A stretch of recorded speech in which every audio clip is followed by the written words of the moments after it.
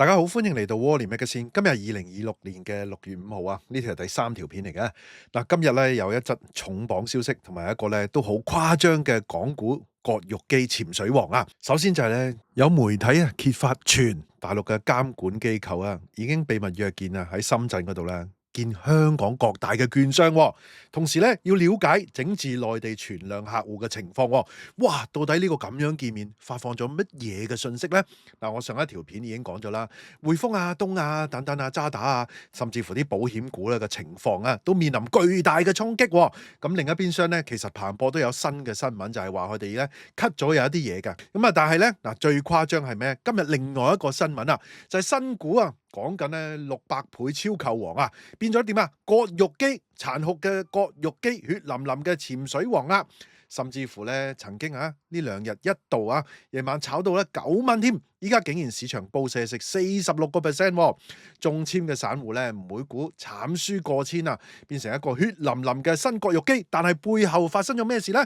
哦，原來我哋冇水晶球，但係我哋有咩啊？我哋有風險雷達啊！半年前我有一條片咧已經講咗呢個原因點解噶啦，我哋一於去片同大家咧報道分析同埋討論啦，去片。喺開始之前，希望大家免費訂閱我頻道 ，subscribe 我 channel，comment like 同埋 share 埋俾你朋友啊！如果可以嘅話咧，免費 join 埋我 Patreon 作為後備。行有餘力嘅話咧，可以喺 Patreon 嗰度咧每個月請我飲咖啡噶噃。另外咧，我有一個最高級別嘅會員，咁啊有額外嘅內容啊，敏感嘅議題同埋一啲付費嘅內容俾大家嘅，多謝大家。嗱，首先我哋睇第一則咧，撼動金融界嘅消息啦。呢排咧大家都知啦，券商啊、銀行啊、保險公司啊，仲未搞到樓市噶。嗱，咁啊根據咧信報引述市場嘅消息指出咧，中證監咧喺上個月22號開始整治非法跨境活動之後咧，嗱不斷有大動作出現啦。嗱，香港嘅監管機構咧又同啲銀行傾啊，咁啊其實點止3間券商啊，點止啲銀行啊，券商都有12間啦，銀行有一紮啦。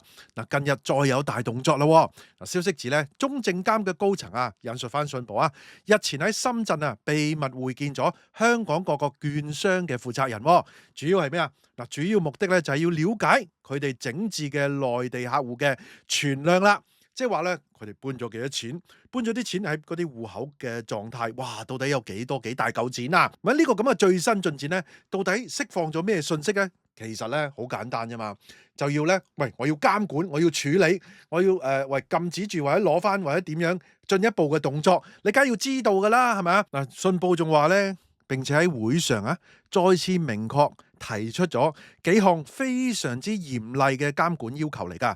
嗱，我覺得呢個有後續㗎啦，因為佢知道條數咧，知道邊個咁樣咧嚇，分分鐘咧嗱講真啦，呢啲監管機構佢梗係要知道更加多嘅資訊㗎啦。喂，到時係咪有邊啲人啊等等嚇？嗱，報道引述消息稱咧，呢啲要求咧包括第一，必須要暫停境內嘅線上開戶嘅功能啊。第二就係內地客戶加倉交易咧，佢哋嘅網絡 IP 咧唔能夠係境內嘅 IP，即係大陸嘅 IP 啦。嗱，咁啊唔知 VPN 嗰啲算唔算咧？咁啊 VPN 梗係唔得啦，你都係境內啊嘛。其實嗰個例嗰個精神就係你唔好喺國內境內啊嘛。你用咗 VPN 咪即係其實用咗一啲旁門左道去做咯。咁啊，但係上有政策，下有對策，到底會唔會連 VPN 都禁埋定係點樣呢？我哋姑且拭目以待。嗱，中證監咧更加強調，對於依家嘅客戶境內存量嘅客戶咧，所有證券商咧都必須要喺2年之內咧完成晒成個整改㗎，全面停止咧境內嘅非法提供交易服務等等㗎。咦，咁即係話咧？之前咪話可以只沽不賣嘅，咁依家如果交易你喺大陸做都唔得嘅喎 IP 係嘛？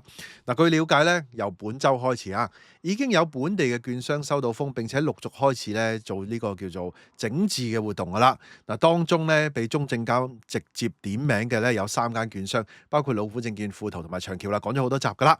其實有12間噶啦嚇，即係有其他嘅嘢都有嚇，有要睇到有，即係唔止係呢3間，呢3間係點名啫。咁啊，包括咧 IB 啊等等嗰啲啦，係嘛？嗱，其實咧依家咧都已經咧相繼落實咗具體嘅調整措施。其實我上一集都有講噶啦，呢個風暴唔單止影響券商，連銀行同埋保險業咧都受到牽連，嗰啲股價咧單日大瀉啦，係嘛？嗱，根據南華早報嘅報導啊，東亞銀行啊上海分行咧目前已經暫停咗開立呢啲跨境嘅戶口啊，而匯豐上海嘅分行咧亦都發出指示啊，明確向客戶表明所有存入嘅投資帳戶資金咧都必須要符合香港嘅監管要求嘅。呢啲上一集講咗啦。嗱，除咗呢啲咧提供跨跨境銀行帳戶嘅銀行之外咧，市場預計啊，呢次監管嘅收緊啊，將會直接衝擊各大嘅保險公司啊，例如大家非常之熟悉嘅友邦保險同埋保誠保險呢兩間咧，好大程度上面咧都非常依賴嚟香港嘅中國內地訪客嚟購買佢哋嘅保險產品㗎。如果呢啲跨境嘅資金同帳戶搞到咁嚴咧，未來嘅保費收入真係令人憂慮啦。不過大家咧都冇留意到樓市啦，其實好大嚿嘅一嚿錢咧，即係幫香港樓市推動咗依家咁樣升法啦，係嘛？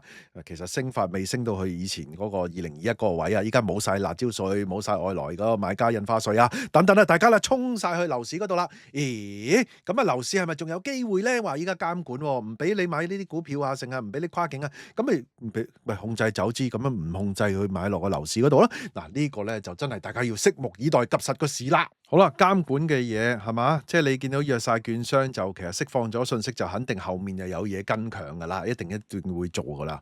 喺另外一邊廂咧就係港股嘅啦，即係今日嘅另外一個焦點啦。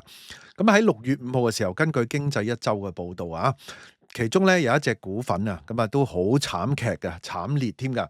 本港嘅著名零售藥莊龍豐集團，股份代號02290，遭遇咗咧災難性嘅單邊失血龍豐上市前咧公開發售嘅部分曾經非常之風光噶。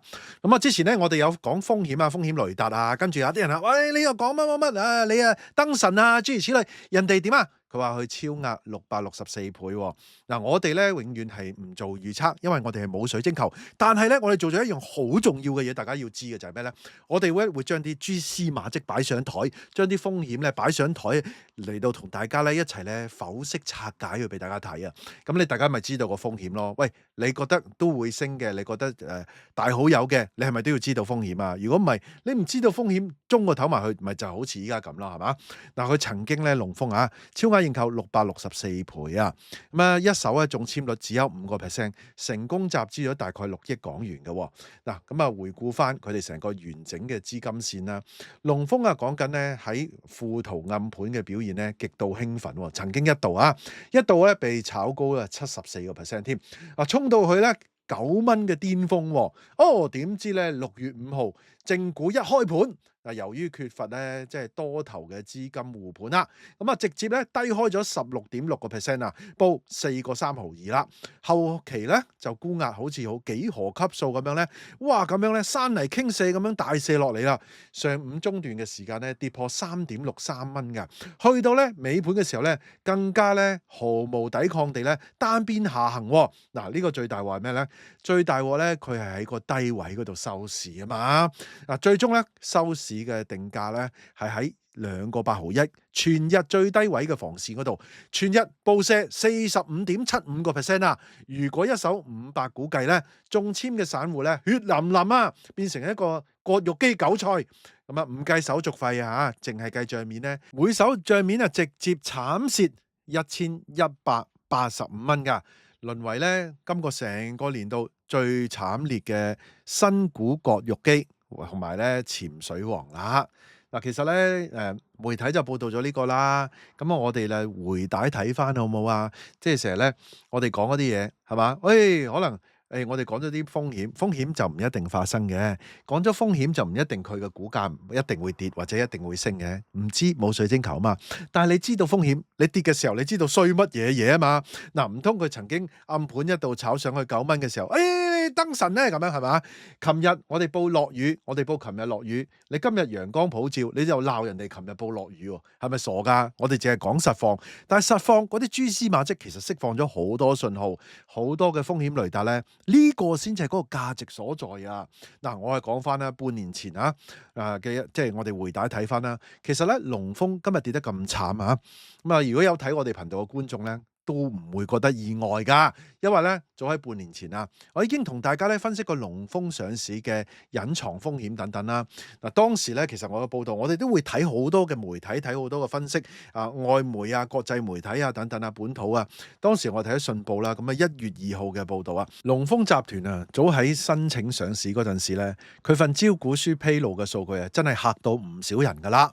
有啲人唔信喺度話啦，係嘛？原來咧龍豐喺過去3年即係講緊即係半年前我呢條片講嘅，即係當時嘅起標計過去3年前，表面上咧睇落去好似逆市擴張啊，哇掂啦，迎來好多大陸人嚟啊，等等各方面啊，分店咧由14間激增到29間，咁啊收入咧每年增長仲高達50%喎，哇故事聽落去啱晒啦，啱晒上市啦，係嘛？咁啊上市咪包啊，可以炒上去9蚊啊，炒上啦，係咪？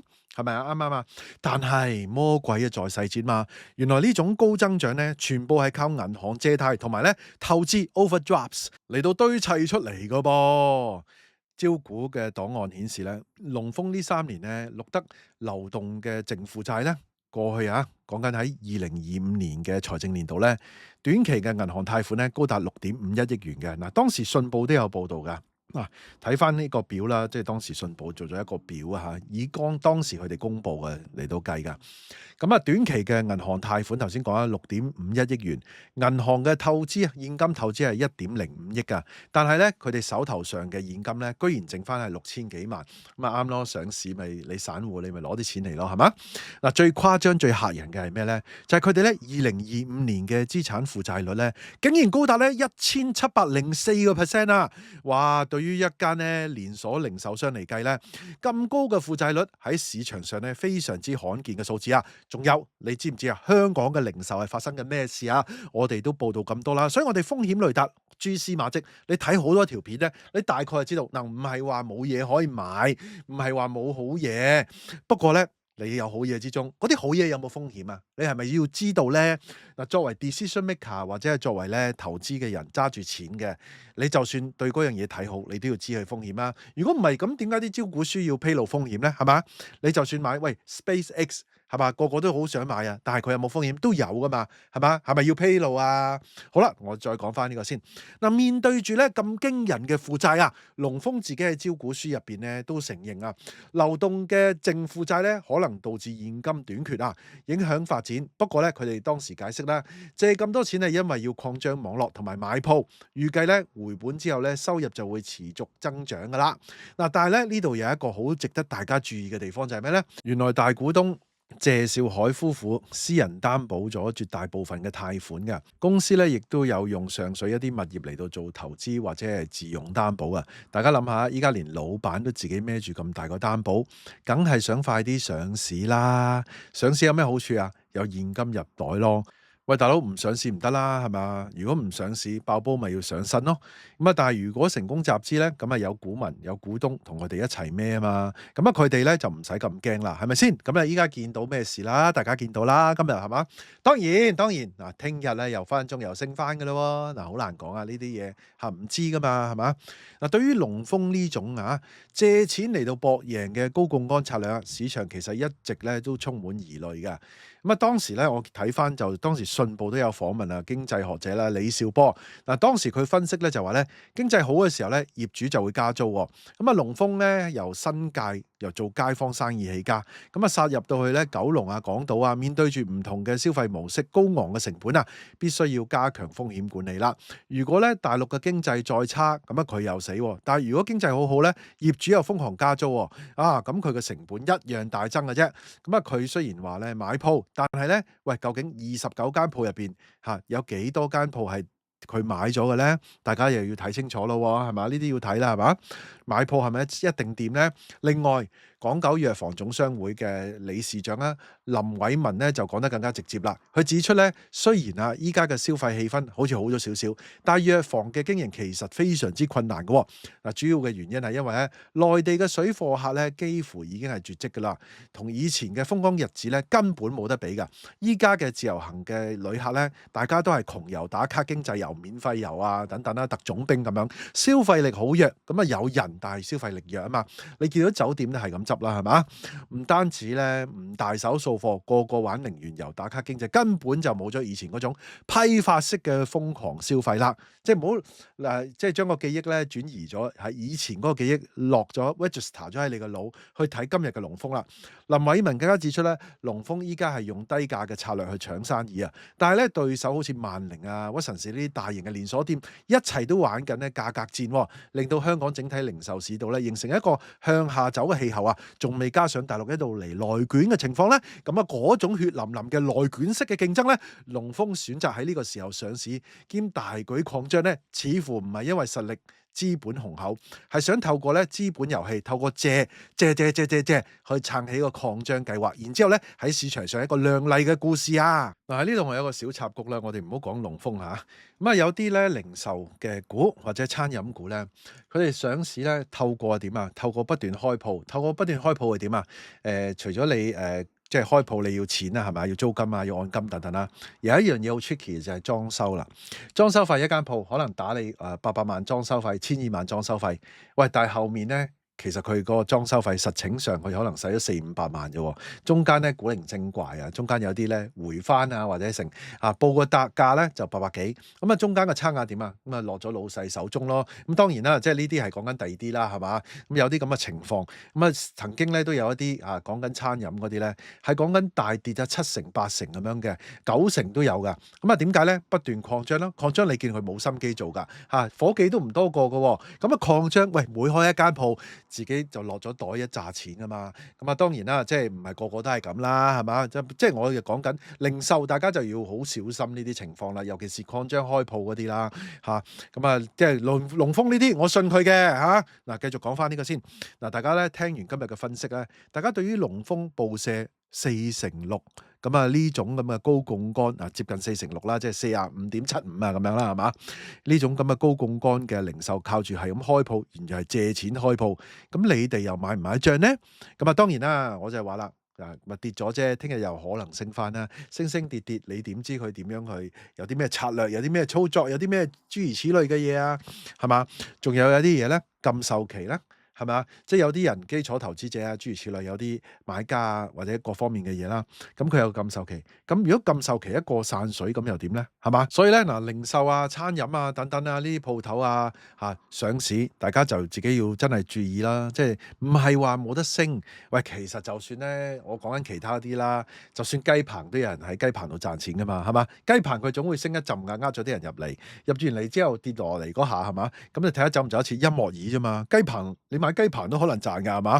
不過咁樣都係嗰句啦，我哋呢個唔係投資頻道，我哋更加冇水晶球，我哋只有嘅係咩咧？我哋只有嘅係風險雷達。風險雷達咧就會將啲風險、將啲蛛絲馬跡擺上台，同大家咧一齊咧擺上去睇，睇完之後大家咧各自各嘅睇好睇衰睇好睇分析咯，啱唔啱啊？自己決定就自己負責咯。好啦，嗱，今集嘅內容差唔多啦，大家有咩睇法咧？不妨喺下低留言啦，下次再見。大家都聽到嚟呢度啦，希望大家 like 埋呢條片啦 ，share 埋俾朋友，記得未 subscribe 嘅要 subscribe 埋可以嘅話 join 埋我 Patreon啦。多謝收看，拜拜。